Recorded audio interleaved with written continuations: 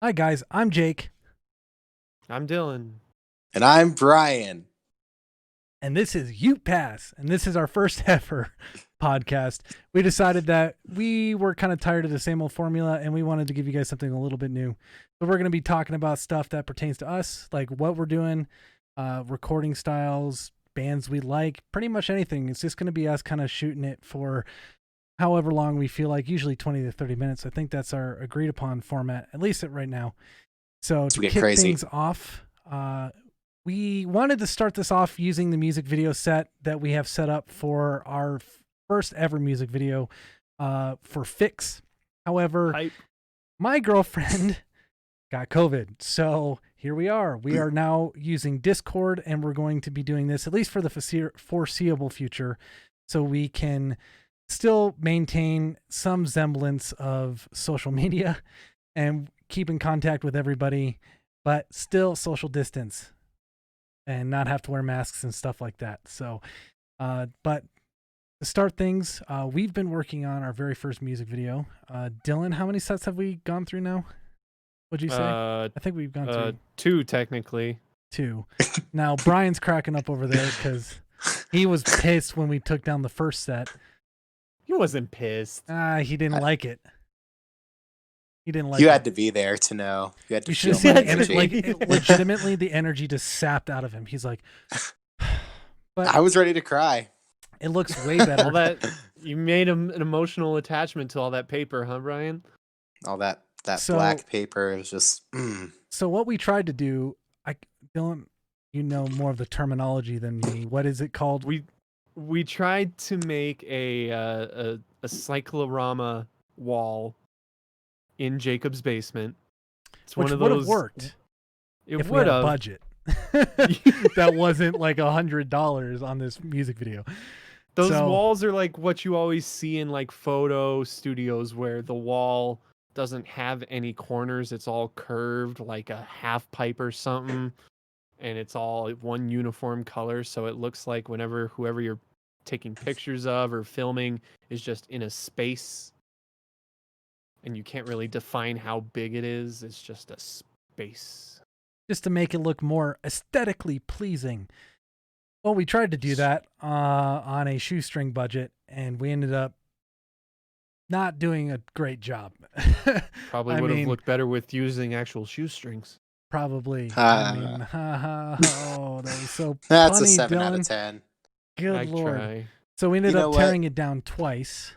One was because we didn't like the way it looked at all. And then the second one was about, so we took a 2-day break because schedules, and it fell. So it was either put up a incredibly wrinkled, it looked like if you took paper and just wrinkled it up in your hands, and then we tried to open it and put it back on the wall. So we're like, no, I don't think that's going to work. So we ended up tearing that down and reshooting.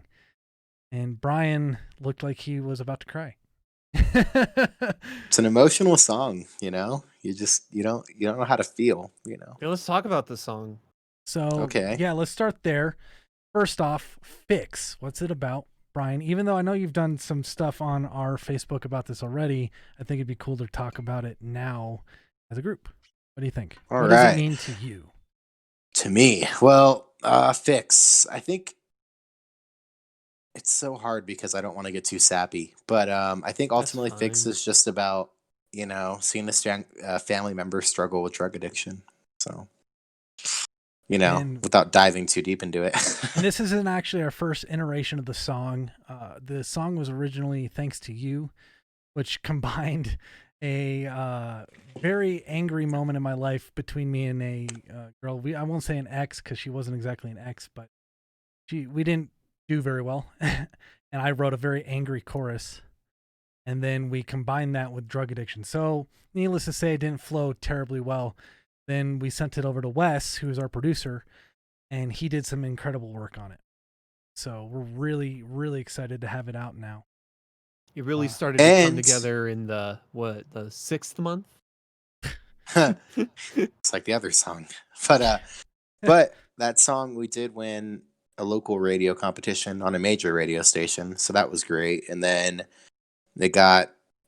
almost up to 400 plays on a YouTube video, which both of those things compared to our old band is just great. It's just great, you like, know. I gotta say, I don't know how like either of you two were when we won the competition, like on like a personal level, like an emotional level. I was I was through the I was through the roof, dude.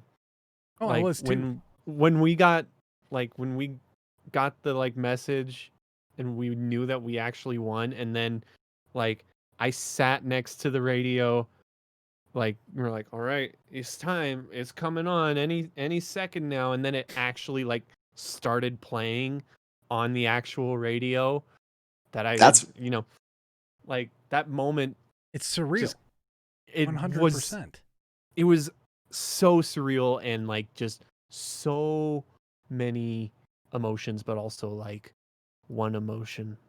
See, that's why I was so jealous of you guys, because I was in Oklahoma. So I had the esteem, but I never had the real moment of like, Well, that's my song on the radio. what got me was in high school, I did radio and television production at PBCC. Got really lucky, Yeah. got into a program there. We won't go all into details there, but I actually got to do some work with 103.9 RXP, which is the actual radio station we won. Huge shout out to them. Thank you. Yeah, thanks, Summer. Yeah, big time. And And when thanks I to heard Kate it for there, playing us too, both of them. yeah, well, Yeah. thank you to the whole station, because I mean the whole station's playing us. But I heard them. I would listen to them every day on the drive in. I actually won AWOL Nation tickets through them through a competition, and that's what I took Oh, Dylan to. that And was here a we are great getting show. played on that same radio station. It was incredible. I touched AWOL Nation singer's butt All right. when he stage dived on top of I me. don't Now remember we're that. getting into some interesting stuff. Speaking interesting stuff, do you remember that show, Dylan? I can't remember the name of the band. I'm actually going to look it up. They have a song called like Newfound Low or New Low by Middle Class Rut. There it is. Oh yeah. We used to cover that song. Yeah, so Middle Class Rut, New Low, they got up there and they started playing their whole set. Finally, like got down to the end. They didn't play New Low. And then the sound guy at the Black Sheep goes, last song. And so the crowd starts chanting New Low, because like that's their popular song. You don't not play your most popular song at a show, especially when, no offense to them, they're not exactly the biggest band. And they just started cussing out Colorado Springs. They're like, F this place. This is the worst venue we've ever been to. Screw this place. We hate you guys. We're leaving. And they just left off stage. Do you not remember that, Dylan? That's I awesome. really do not. Wow. Most of that, I don't remember most of that night. I remember AWOL Nation. I remember Sail, and I remember him stage diving on top of me because, I mean, who wouldn't? Well, I mean, you're also like one of the tallest guys in the crowd, so could have. Yeah, we were up pretty close. Are you sure to it the was front, your too. hand that touched his butt, not like your head or your face? Probably all three. Oh, I don't know. So it was like Sweaty it was a singer rock butt. star. I don't know. It was probably a situation like, oh god. Yeah. Doesn't sound like it. You sound excited about it, like top 5 concert memories. The You AWOL wouldn't Nation be guys. excited if someone from a cool band like AWOL Nation stage dived onto you?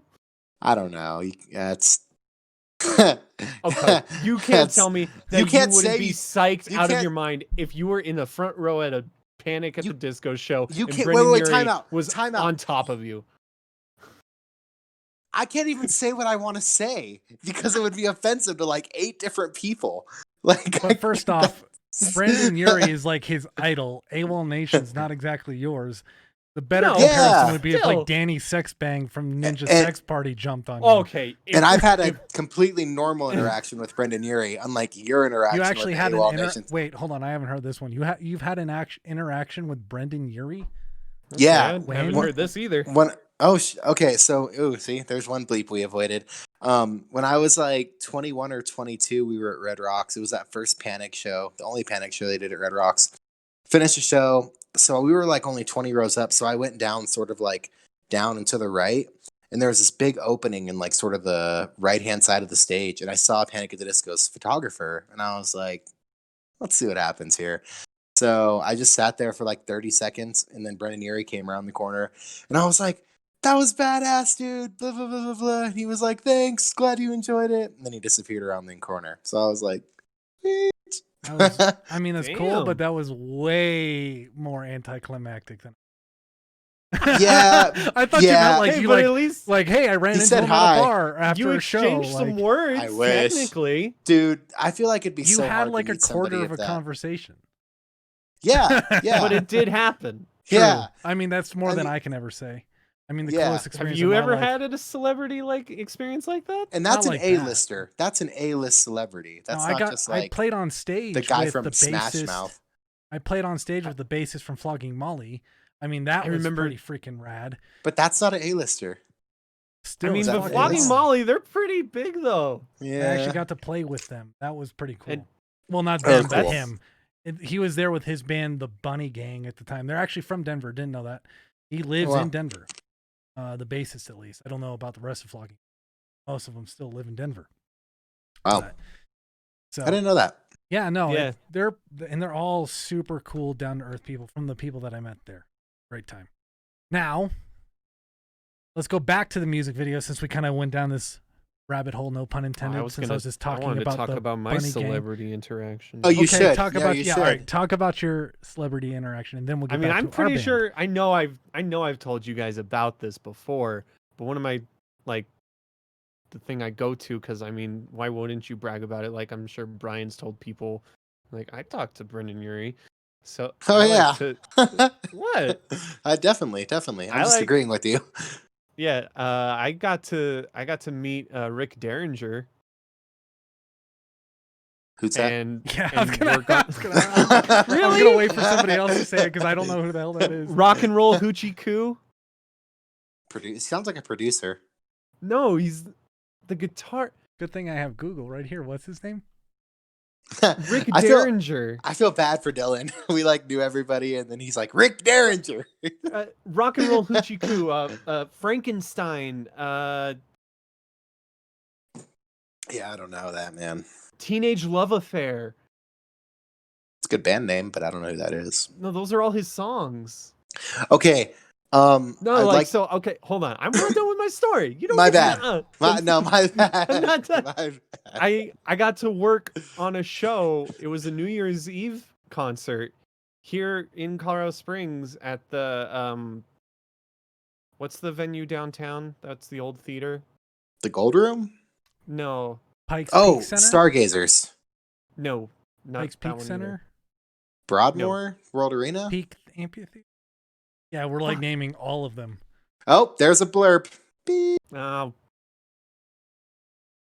Anyway, it was a New Year's Eve show, and it was a Rick Derringer and Edgar Winter show. I didn't get to meet Edgar Winter because he had an entire huge posse of like bodyguards for some reason. This is what it feels like when my grandma tells me rock stars, and I'm like, okay. The dude, No, Rick dig on Derringer had a number Dylan. one hit. Rick Derringer had a number one hit at the time, and number two was a Beatles song. Like, I can't remember which song it was. Well, I but- mean, that's really cool. But I'm just sorry, none of it. Hopefully, some of our audience will know who yeah, that is. hopefully. So If you Dylan know, will feel more please. Well, either way, comment. I shook Comment his if you hand. know. I shook his hand. He's really cool and really down to earth, really nice, really tiny old man who like moved around like a little tiny old man. But then like Wow. the second he had his guitar on the stage, the dude like exploded into energy, and it was the coolest thing I'd ever seen. When you're 5'3", you have to be down to earth, Dylan. I mean, come on. Oh, the puns, Brian. The puns. Anyway, good lord. All right, getting back to our band now. Sorry, we He's 5'4". rudely interrupted Dylan. But the music video has been going really good. I was kind of hoping to show you guys a clip of that, but I don't think we're going to do that at the moment, just because there's a lot that can change in the time that we have. Do between they it being want me to? finished. Do you want me to like do a performance in my room real quick, like No. like an interpretive dance performance? You know. So, but we're hoping to have that out by January 15th. That's our goal. That's a soft goal at the moment because, like I said, we've already had 3 delays between set changes and now COVID. And you know, So- people getting the Corona. bad juju. Yeah, so we're really, really trying to keep on that schedule. but tentatively January 15th, hopefully no later than February. Those are our goals for the time being. Now, I wanted to touch base on things we have upcoming besides. Wait. I our have an music intermission. So we're going to have a Brian's joke of the second. Are you guys ready? Give me it. Okay. I want to hear it. I'm ready. Why can't your nose be 12 inches long? Why can't my nose be 12 inches long, Brian? Because it would be a foot. Okay, you go ahead. Good night, everybody. Oh, I have a really bad pickup line. It's bad. So, Okay. I unplugged my headphones. All right, really bad pickup line. Here we go. I'm jealous of your heart because it's pumping inside of you. Ooh. Never actually used that. That's dirtier than the gutters in my It's house. so bad. It's so bad. My friend at work That's told it to me. horrible. You know what? Fine. I could go down a whole different rabbit hole with this one. But anyway, so upcoming fun stuff we got coming up. We're done. We are done with church. We're just waiting on the final master from Wes, again, our producer. And we're super excited about that. Yes, now, I think we should talk a little bit about that. I kind of sprung this one on the guys. This wasn't in the message that I sent earlier with prompts and stuff like that. So if it's a little less thought out, then I apologize. But I would just like the crowd to know I never prepare, but go ahead, Jake. Sorry. True. I mean, it's a wonder you're actually passing college. Oh. Well, that's going to be a third pun you have to listen to. Got him. All right. Anyway, so Brian, why don't you talk about Fix a little bit for us? Or sorry, Church a little bit for us. Church, nothing. We're moving on. These one word song names. They're killing. Take me to church, Brian. So it is not about going to church. Church. Okay. Reference. How can I not reference this about my ex-girlfriend? Oh wait. No. It's just about a girl who's not very nice and is hard to deal with. And so she goes and hangs out with other people without you knowing and does you dirty. And that's what church is about. Wink, wink. I'm actually, do you mind if I play a snippet of the chorus here for everybody? We can get I don't care. A little bit. Is it going to sound good? Oh yeah, it's recorded through my desktop. So all right, I'll fade it in so we can hear it and make sure it's playing. Let him handle all that technical mumbo jumbo. I'm kind of directing it as I'm doing it. So here we go. I'm gonna give it a play, and then hopefully it'll sound good for you guys. So this is a little sneak peek of our song "Church." Just an anchor till I drown. I'm pretty sure they can.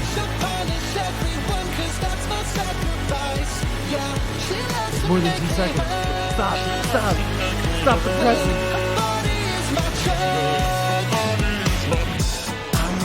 Is he still playing? So that is the first chorus of Church. I don't know, Dylan. Sorry, I didn't really plan on doing that, but I thought it'd be a cool little thing. So they couldn't hear any of it.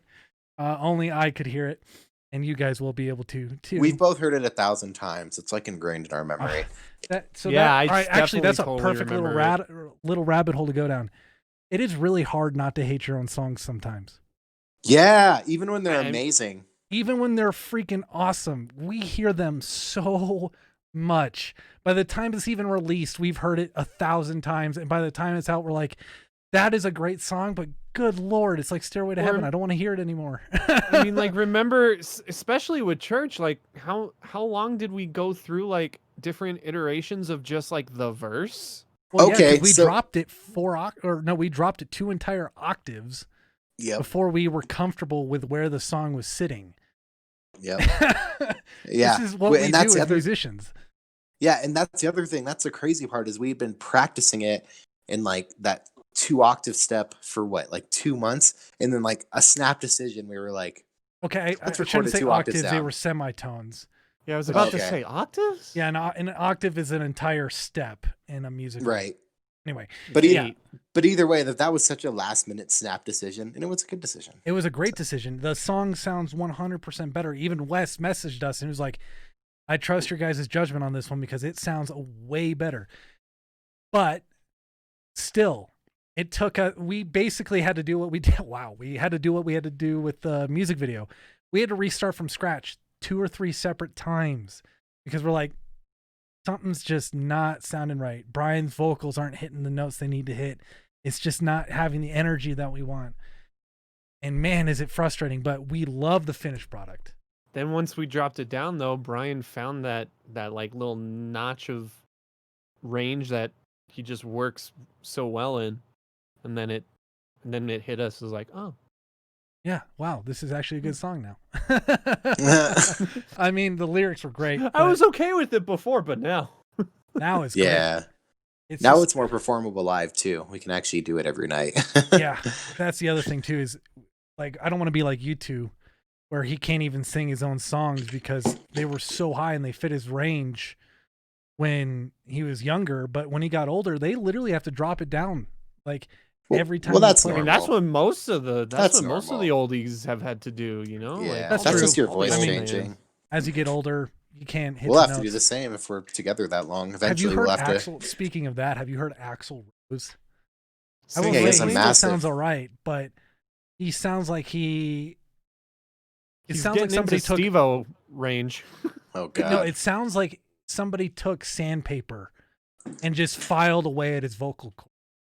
Yeah, He might just be getting old, man. No, that's you the know thing. he's been That's what singing I'm for not so saying. long. That's what I'm saying. He's like he is such a high pitched singer, and he's getting to that age now where it's just like it's getting like it still sounds on key and like on pitch, but it's rough. It's Yep. genuinely rough. it's seasoned. You have to be a diehard With Guns cigarettes. N' Roses fans. Well, cigarettes, booze, drugs, all that stuff. You know, that good Yeah. old rock and roll lifestyle, as they would call it. And now the rock and roll rock style is three nerds like us, and just In doing it. their home yeah, studios. Yeah. It's. I yeah. mean, you'd Making a laugh, but like podcast. most Rock and bands right now do this stuff. It's crazy. Like they're not even in the same. At least we're in the same city sometimes, unless Brian's away at school. We're in the same I would city. I would say the hardest rocking genre of musicians are metal musicians. They go crazy compared to every other genre. That was a little honestly. left I mean, field, they're metal. but- It's kind of random. It's kind of the random. metal, dude. I thought we were talking Yeah. about like collabs and working with each other out of state or out of city. Not Oh, how yeah. hard were they rocking. No, I mean, was still thinking about just that. this Tyler. year, Yeah. Just this year has been proof enough to show that like It's still doable. there's so.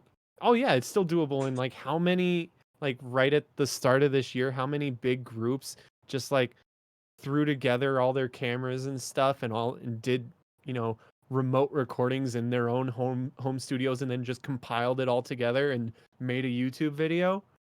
I think the thing that scares me most about this year is it kind of shows how almost outdated the old school studio system really is. I mean, Totally. think about it. How many good artists are still out there?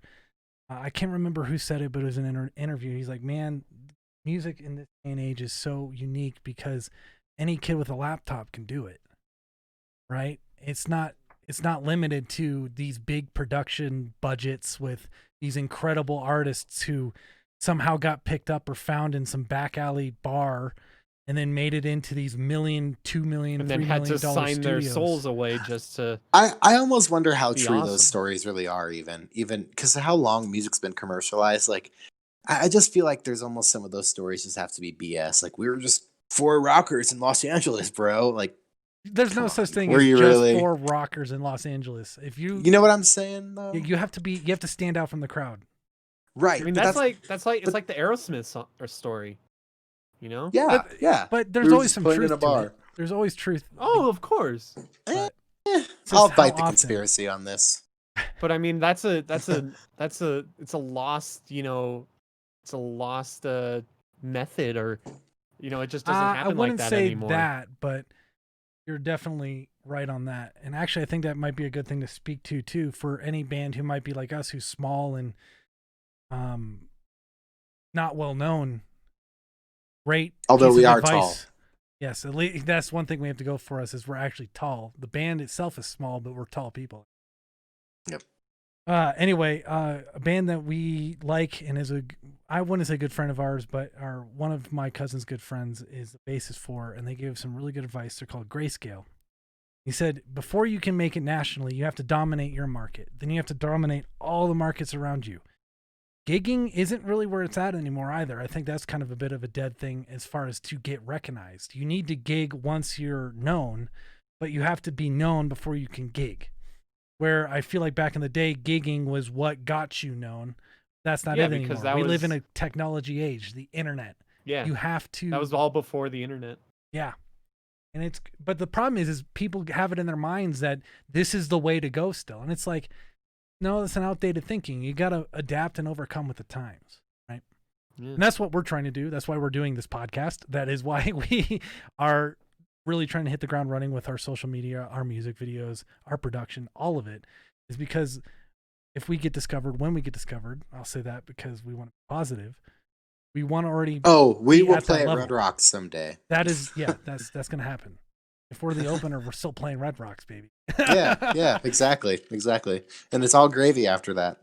I've seen some amazing openers there. So. Oh, I have too. Oh, now, and by the way, for anybody watching, we are amazing. Go ahead, Jacob. Sorry. Yes, no, I never said. Did I ever say we weren't? No. But I think now we should move on to a lighter note. What, and I'm going to pose the question to the guys, what is like your influences? What got you to be where you're at musically? What was it that really was like, this is what I want to do? Okay, I actually have two things, actually. So it's just because this is interesting. But one, it was always a love of music. I always loved alternative rock, Paramore, Panic at the Disco, loved the Patrick Stump Project. But the other thing that I really loved was just the work ethic it took to get good at music. And so that was a huge draw for me. And I always liked, it kind of reminds me of playing sports. So I really like that about music. It reminds you? Mm-hmm. The competitiveness of it, the like how much effort you have to put in just for a relatively small, like sometimes turnaround or turnout. It's they like art and sports, although they're vastly different in a lot of ways, like they definitely share the same sentiments in terms of work ethic and having to just do everything you can to be that 0.1%. Wow. You see, I think we're learning stuff about each other because I've always kind of separated art, music, and sports. Because I mean, don't get me wrong, I love my sports. I grew up here, born and raised Bronco fan and stuff like that. But like I've always had a definite separation between this is how I think about music and treat it, and this is how I think about and treat sports. And I don't know, maybe it's because when I was like little, I was put into youth sports. I was not good. I was put into youth sports. Like most savage. Like most parents put their little kids in anyways, they youth sports, go kick a ball for a few hours so we don't have to take care of you, right? And get the little photos too. Yeah, and the photos and the trophies and yay, pizza party. Orange slices. Oh, that was my favorite part. Just to add to Dylan, you should have seen this guy's family during the World Cup last year. Or in 2018, pardon me, when France won. Oh, yeah. Your mother's French. Of course she's going to be ecstatic. They were going crazy. I think the reason is like both sports and music take an incredible amount of dedication and practice just to get which to I will that agree level. with.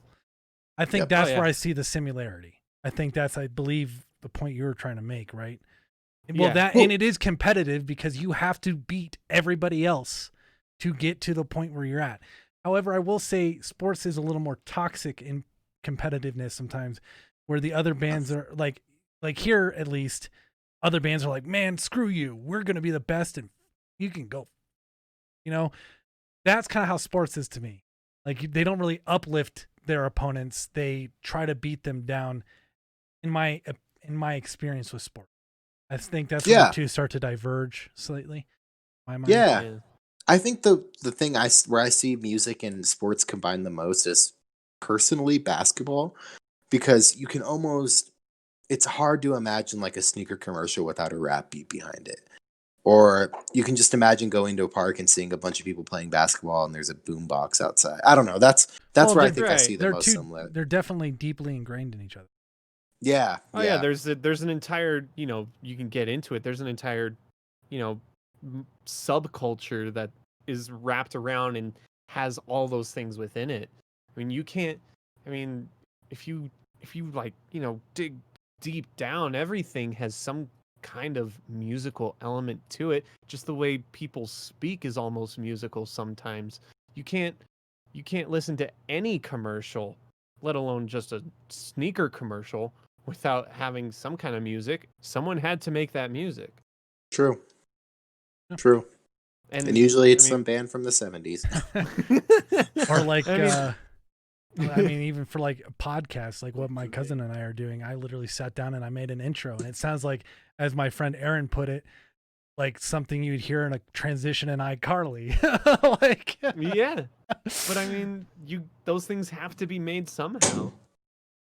And I mean, going back to the whole sports and music thing, like for me, I think where the disconnect happened, for me personally, was when I got fed up with the sports, because like, you're playing, you're doing the things, what did I did soccer, I did basketball, I did baseball, and none of them just resonated, right?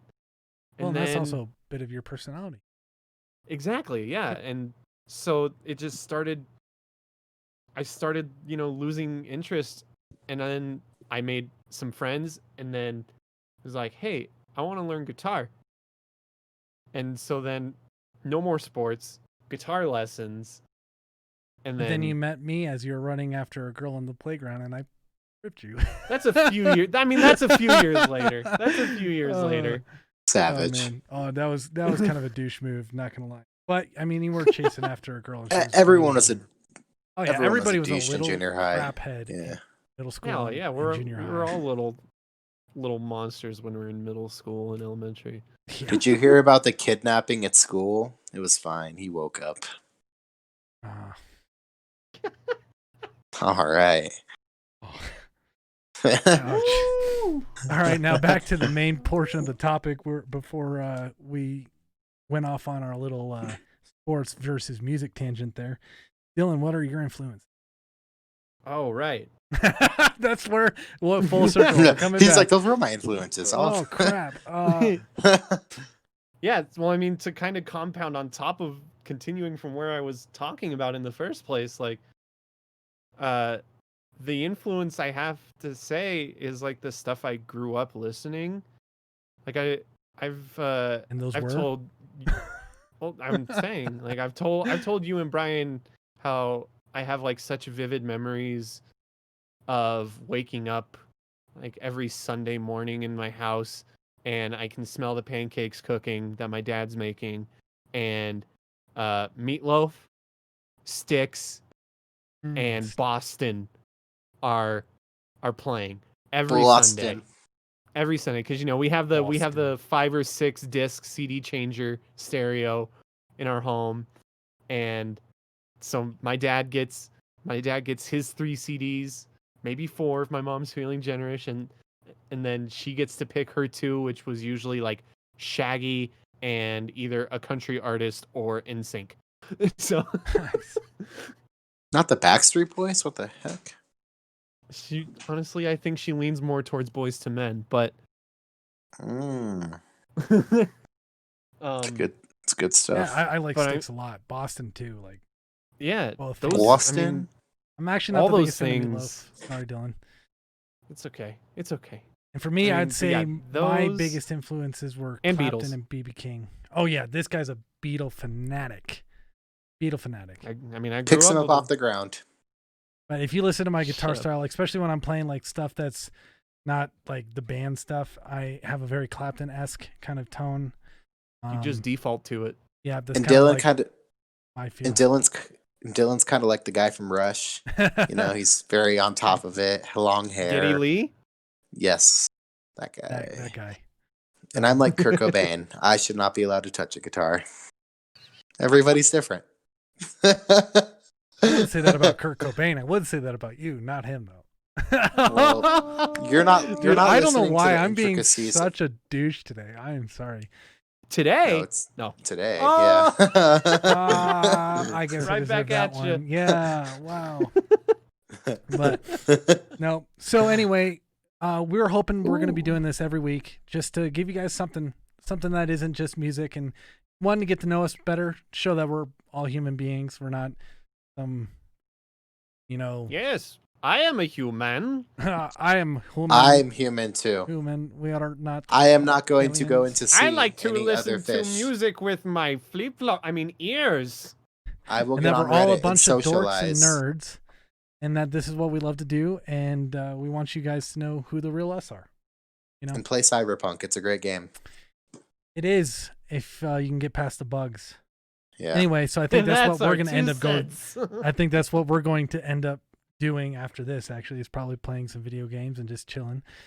But we hope all of you guys have a good night, and we will see you guys next Friday for the second installment of the Ute Pass Podcast. So we hope you guys have a good night. Good one. What the heck happened there? You guys want to send it out after that? I just stumbled over my Yeah, I feet. do actually. Dylan, you go ahead and say what you want to say real quick. Say what you need. Peace. All right. So I would like to send this out to my homies out in Goodwill, Oklahoma. All the homies. God bless you guys. God bless you guys. And we're going to end it on one last joke. Did you hear about the restaurant on the moon? Great food. No atmosphere. He's just sitting there Googling puns. Anyway, I did man. forget to mention this. Follow us on Facebook, Twitter, Instagram, all Ute TikTok. Pass TikTok. Band, and TikTok. Yeah, we have one of those now. Weird. China's taking over our phones. Anyway, we love you Gina. guys. Thank you so much for tuning in for the first one ever, and we hope to see you guys next time. Have a good one. Bye. Bye. Bye.